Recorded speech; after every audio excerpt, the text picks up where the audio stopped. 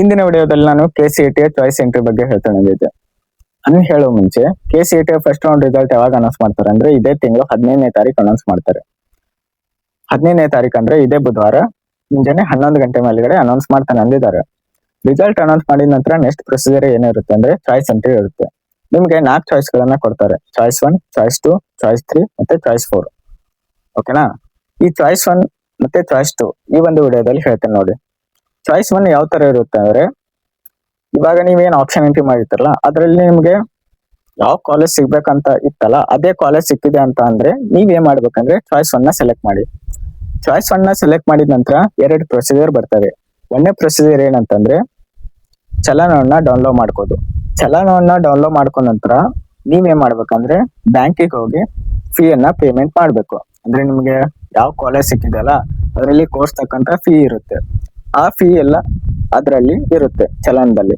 ಅದನ್ನ ಏನ್ ಮಾಡ್ಬೇಕು, ನೀವು ಬ್ಯಾಂಕಿಗೆ ಹೋಗಿ ಪೇ ಅನ್ನ ಮಾಡ್ಬೇಕು. ಪೇ ಮಾಡಿದ ನಂತರ ನಿಮ್ಗೆ 2 to 3 ಅವರ್ಸ್ ಆದ ನಂತರ ಕನ್ಫರ್ಮೇಶನ್ ಸ್ಲಿಪ್ ಬರುತ್ತೆ. ಕನ್ಫರ್ಮೇಶನ್ ಸ್ಲಿಪ್ ಮತ್ತೆ ಚಲನ ಏನ ಫೀ ಪೇಮೆಂಟ್ ಮಾಡಿರ್ತಲ್ಲ ಅದನ್ನೆಲ್ಲ ತಗೊಂಡು ಕಾಲೇಜ್ಗೆ ಹೋಗಿ ಅಡ್ಮಿಷನ್ ಮಾಡಿಸ್ಬೇಕು. ಇದು ಚಾಯ್ಸ್ 1 ಬಗ್ಗೆ. Next choice 2. ಚಾಯ್ಸ್ 2 ಯಾವ ತರ ಇರುತ್ತೆ ಅಂದ್ರೆ ಇವಾಗ ನೀವು 1 to 100 ಕಾಲೇಜ್ನ ಹಾಕಿರ್ತೀರಾ ಅಂತ ತಿಳ್ಕೊಳ್ಳಿ.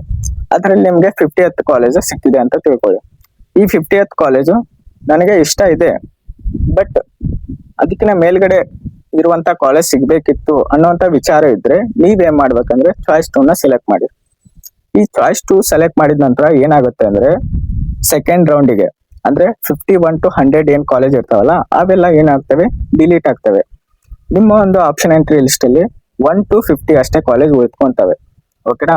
ನೆಕ್ಸ್ಟ್ ಸೆಕೆಂಡ್ ರೌಂಡ್ ಅಲ್ಲಿ ನಿಮಗೆ 50 ಕಾಲೇಜ್ ಸಿಗ್ಬೋದು ಅಥವಾ 45 ಅಥವಾ 40 ಸಿಗ್ಬೋದು. ಓಕೆನಾ? ಇದು ಚಾಯ್ಸ್ 2 ಬಗ್ಗೆ. ನೀವು ಚಾಯ್ಸ್ 2 ಹಾಕಿದ್ರೆ ಬೆಟರ್. ಯಾಕಂದ್ರೆ ನೀವ ಇವಾಗೇನ್ 50th ಕಾಲೇಜ್ ಸಿಕ್ಕಿರ್ತಲ್ಲ ಅದೇನಿರುತ್ತೆ ಅಂದ್ರೆ ರಿಸರ್ವ್ ಇರುತ್ತೆ. ಓಕೆನಾ?